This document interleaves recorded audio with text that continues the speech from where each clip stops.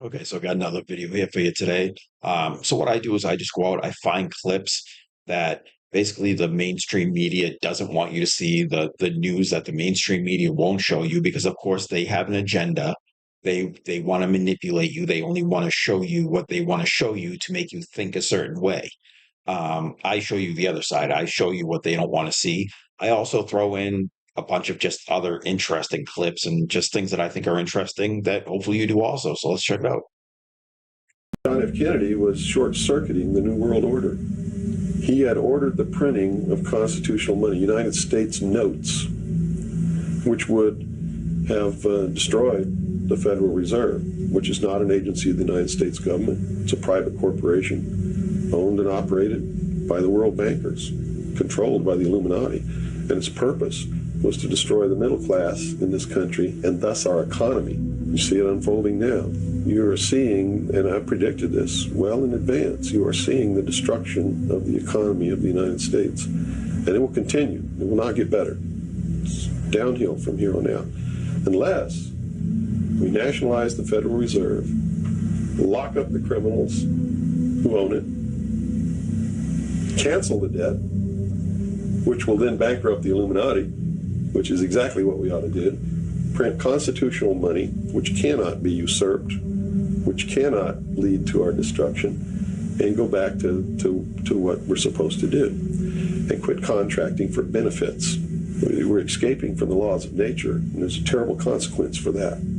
You can't contract for somebody else to keep you alive. You have to be responsible within your life to keep yourself alive. And if you can't do it, then you have to die. That's the law of nature. And do you have any science to back up your opinion?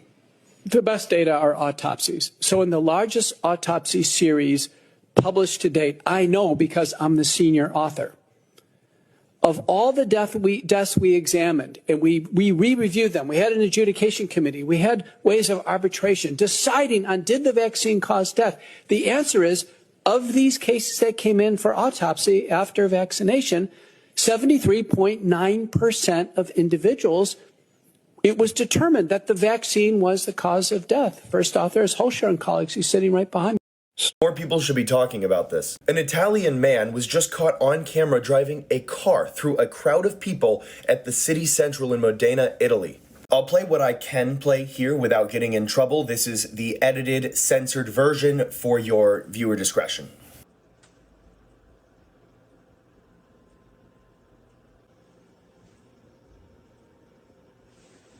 12 people have been injured and one woman has reportedly lost both of her legs. And it gets worse. The man, after doing this, gets out of his car with a blade and starts slashing at people. Thankfully, a group of guys managed to overpower him and hold him there until police came to take him into custody. Now, although this incident happened only a few hours ago, the police have not released a photo of the individual, but we do have his name, so nobody needs to jump to conclusions about the identity of this Italian man. He is a 31-year-old named Salim El Kudri, originally from Morocco. But as everybody knows, he has an Italian passport and is therefore Italian.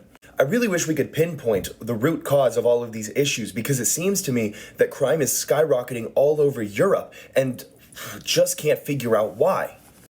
The United Kingdom uniting once again under one banner, one flag, marching on London, millions of patriots wanting to make Great Britain great again. An inspirational march. Don't let the media lie to you. This is the scene.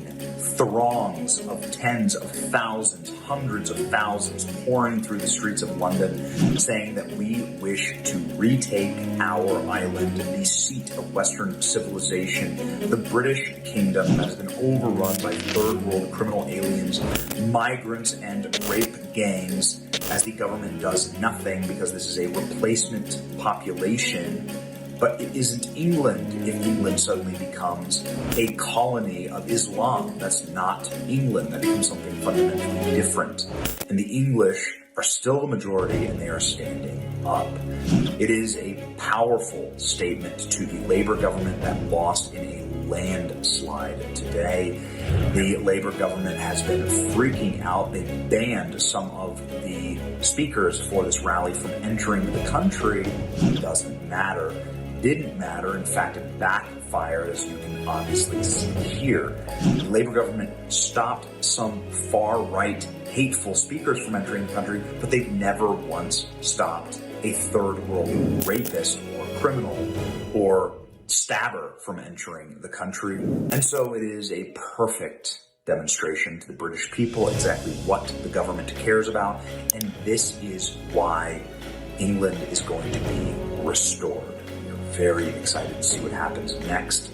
The next parliamentary and prime minister election should be an absolute bloodbath for the ruling parties, both Conservative and Labour parties, because This is exactly what I'm talking about, what they won't show us over here in the United States. The media is not showing us at all what's going on over in Europe and especially over in the UK. I mean, the people there, the citizens of the United Kingdom, especially over in Ireland right now, are fighting back against the government, against all these criminals that their government has let in. The violence, the crime has gotten so bad over there in the UK. Violent crime has gotten bad. Gangs are over there, grape gangs, doing horrible things, and the people are fed up. The people are really fed up, and they're fighting back. And our media won't show us this because here in the United States, we're not as bad as it is over in the UK just yet, but we're getting there. So they don't want to show us what's going on over in the UK because they don't want us to stop it before they can import more and more people, right? To make it even harder for us to stop it. So this is why you really need to pay attention to what's going on around the world and especially what's going on in Europe and the UK right now. And I'll always keep showing you guys more and more of these videos because it is crazy, but thank goodness the people over there are fighting back and they're taking back their country. because people are sick of the establishment. It reminds me very much of the tenor and tone of how people approach the 2016 and 2024 elections in our country. Let's make Britain great again. Inspirational day. Shout out to Tommy Robinson and his remarkable work uniting the kingdoms. Just remember, they only pretend to care about your rights when it benefits them, that they can be weaponized against you. Uh-oh. Trump has been suspended from Twitter, Instagram, Facebook, and even Snapchat. But don't worry, Mr. President, there are still plenty of apps you do have access to. You still have Spotify. Jimmy Kimmel is the biggest paid left-wing liberal talking piece ever. You remember years ago when he had that cable TV show, I think it was on Comedy Central, called The Man Show. You guys remember that? It was like the total opposite of what he pretends to be now, right? It was all about degrading women and just basically kind of man humor, I guess. That obviously it's called The Man Show. But now he pretends to be this left-wing, like, people, what's the word I'm looking for? I can't even think of it. This left-wing, just good guy out for people. Like, he's just so fake. To drown out the sound of millions of people cheering as you leave, Google, Apple, and Amazon removed the Parler app from their platforms. Yeah. Parler is where all the right-wingers gather to post QAnon nonsense and misspell the word parlor. Trumpers are complaining. See, this is how far we've come, by the way, is that back then they were literally removing free speech alternatives to Twitter. And now not only has Twitter become a free speech platform, but other platforms are following suit. No, hell, so we found the clip that they don't want you to see, y'all. Take a listen to this. Now, the world today has 6.8 billion people. That's headed up to about 9 billion. Now, if we do a really great job on new healthcare, reproductive health services, we could lower that by perhaps 10 or 15%. You could do what now? Insane. So, they lied to you about the jobs report. They lied to you about inflation. They lied to you about C-19. They lied about the crime numbers. They lied about Biden's dementia. They lied about Biden's foreign money. They lied about border security.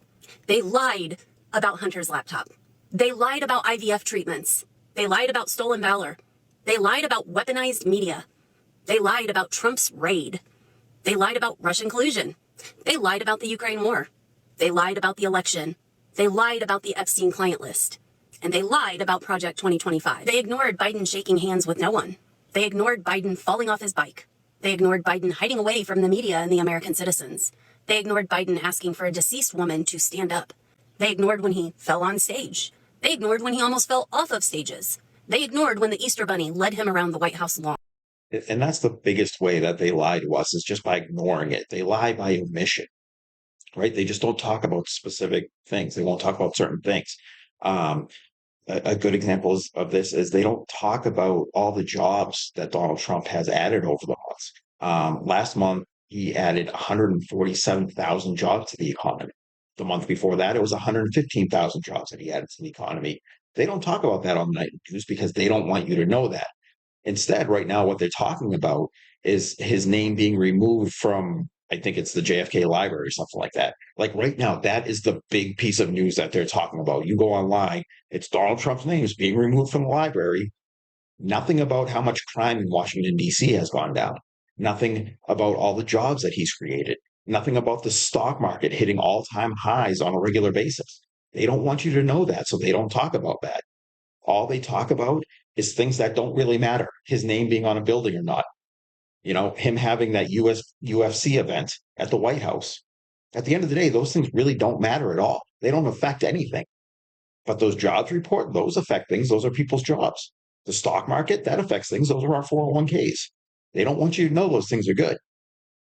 They don't talk about the over 100,000 kids who were being trafficked that were recovered from sanctuary cities. These kids were kidnapped and they were being hidden in sanctuary cities, which were being protected by Democrat governors, Democrat mayors.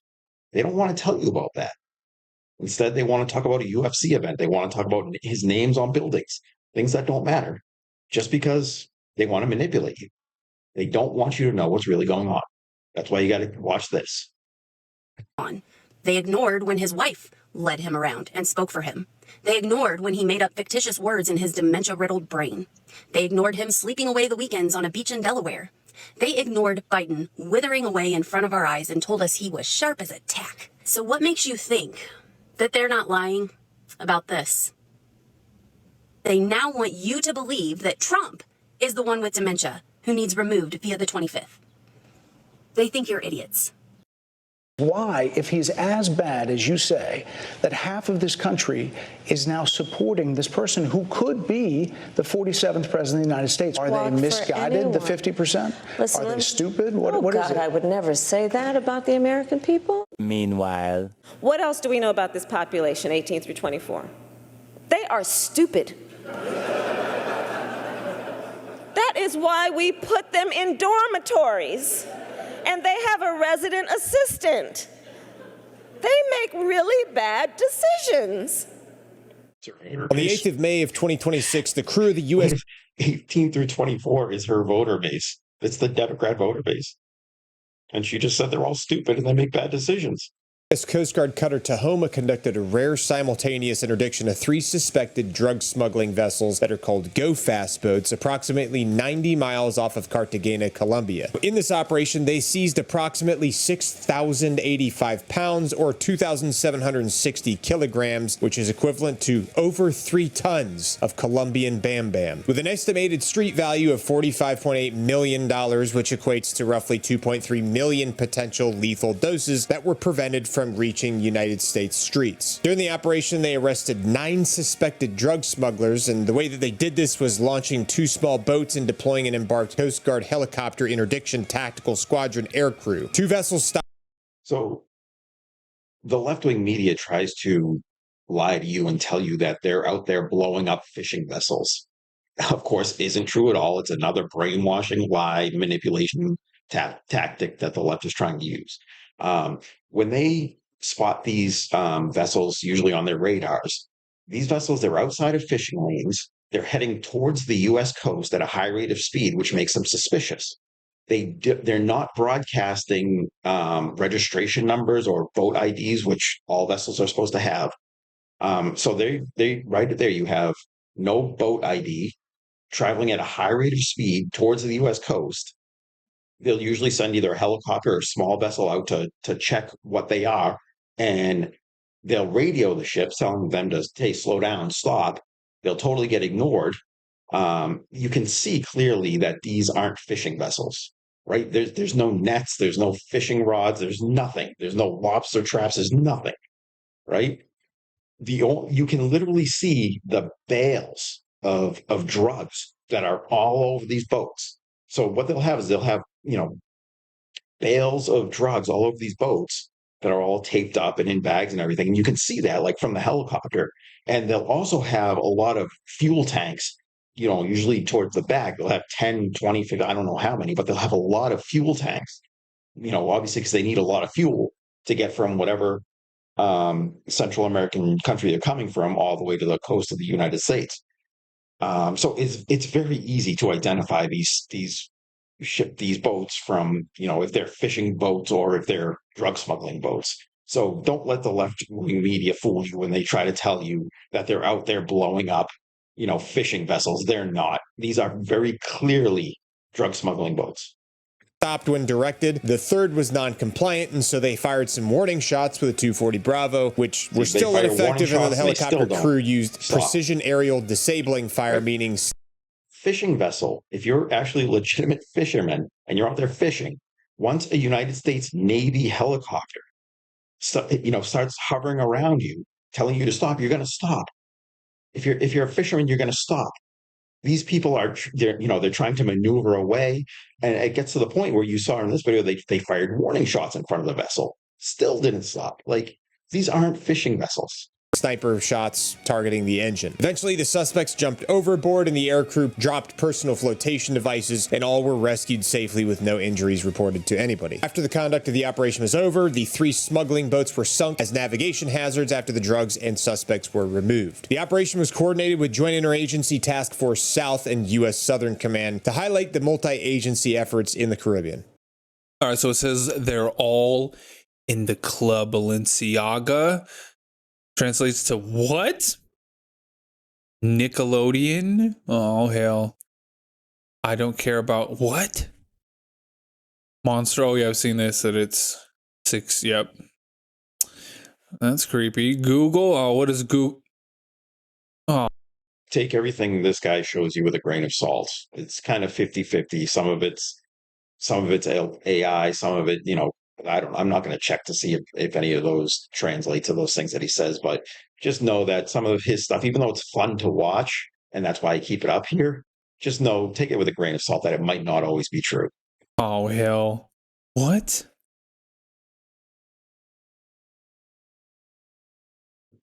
That one's crazy. Yeah, that's crazy. I've seen that one, all the 6s.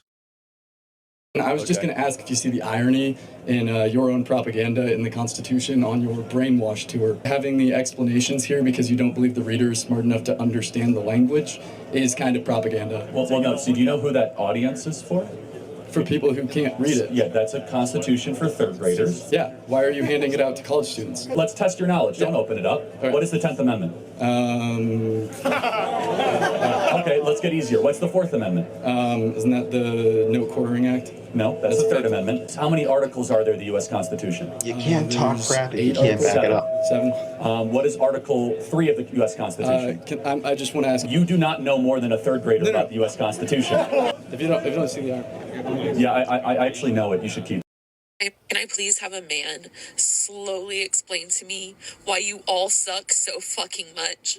I can honestly sit here and say, as a 34-year-old woman, I have not met one goddamn good man. Yeah, I can see that you're kind of going through it right now, so I'm going to explain this to you as nicely as I can. There could be a couple of different things going on here. I don't know what your childhood was like. I don't know what type of male figure you had in your life growing up, but that could have set a bad tone for you and what you expect and what you look for in a partner. This happens a lot in situations where people were abused or neglected as kids. They see things that other people would see as red flags in the beginning as love and kindness. And if that's the case, it's not your fault. However, it is your responsibility to figure that shit out. The other thing is that you are what you attract, and you are the common denominator in this equation. I don't know how many dudes you've been with to be able to surmise that there's no good men out there, but you are the only thing that is the commonality in all of this. There are good men out here, so if all you're finding is dog shit, that's on you. Also, the idea of like Christian pacifism and Christians being pussies, I don't know where that came from. Britain, I think. Boy, that was never. So what about the teachings of Jesus Christ? Which ones? Which ones do you want to dive into? Well, I was raised as Catholic, so I'm not as well versed in Scripture as you. When he was on the cross, forgive them, Lord, for they know not what they do. Of course. And you should forgive people. I absolutely agree with that. I may forgive a man who attempted to rape my wife, but I'm going to kill him in the attempt, right? Like, I don't, which thing's contradictory here?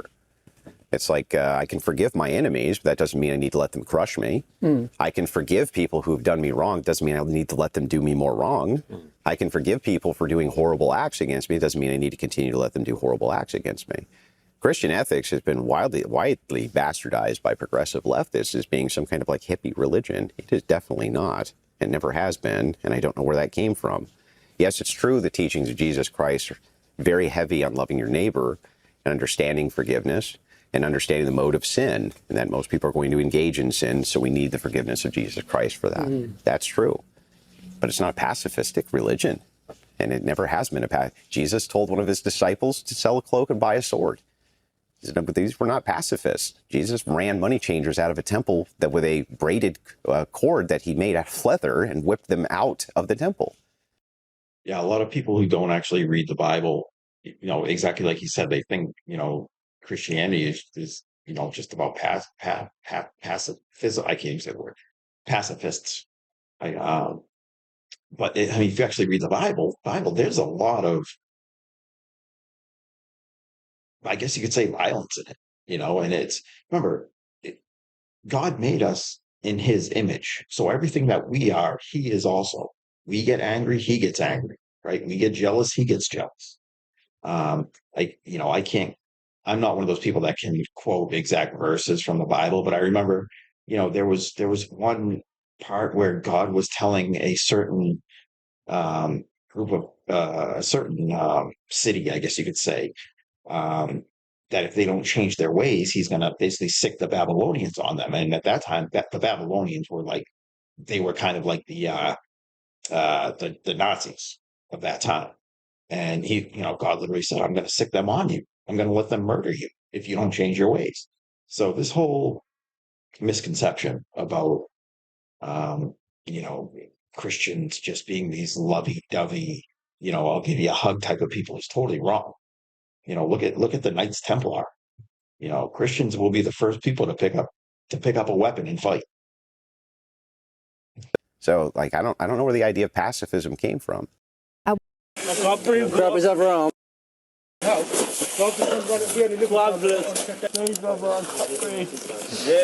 Should we keep you on your side, mate? His pupils aren't even reacting. That was the disturbing body cam footage of 18-year-old Henry Novak, handcuffed and dying on a Southampton street while the officers who were meant to help him did nothing. What happens when the police seem more scared of being called racist than they are of watching someone die? England just gave us the answer. In December last year, Henry, a university student, was walking home from a night out. A man named Vikram Digwa stabbed him 5 times with a ceremonial Sikh dagger, including a fatal wound to the chest. Henry tried to escape by climbing a fence, leaving a trail of blood. He's jumped over these fences and stuff like that. Then Digwa filmed him bleeding out and taunted him. When police arrived, Digwa's brother told the dispatcher they'd been attacked racially. Sorry, we just got attacked racially by some white person. Officers believed it. So they handcuffed Henry, the dying boy, and sarcastically dismissed him when he told them he'd been stabbed. All right, mate. Been stabbed. You've been stabbed? Whereabouts? Don't think you have, mate. His last words were, "I can't breathe." They only removed the handcuffs and started CPR after he lost consciousness, and by then, he was gone. Sound familiar? As Konstantin Kisin wrote in the Free Press this week, Henry died saying the exact same words George Floyd did in Minneapolis in 2020. Except this time, the establishment that stenciled those words on murals and took a knee in the streets has met them with total silence. And this isn't a coincidence. Hampshire police spent nearly £1 million on race and equality training that named George Floyd as a turning point and instructed officers to be allies. That training did exactly what it was designed to do. Critics are already calling it two-tier policing that puts lives at risk. The judge was unequivocal. Henry said nothing racist. Digwa was the only person who ever claimed otherwise. He got a life sentence serving a minimum of 21 years. Hampshire police, a force that publicly commits to being anti-racist in all it does, has issued an apology apology, and the watchdog has opened an investigation. Henry Novak said he couldn't breathe, and the people meant to protect him handcuffed him instead. He deserved better than to die humiliated on the road. That's all I got for you today. As always, head down to the comment section. Leave me any of your thoughts and opinions on any of the clips that we watched today. And thank you for watching.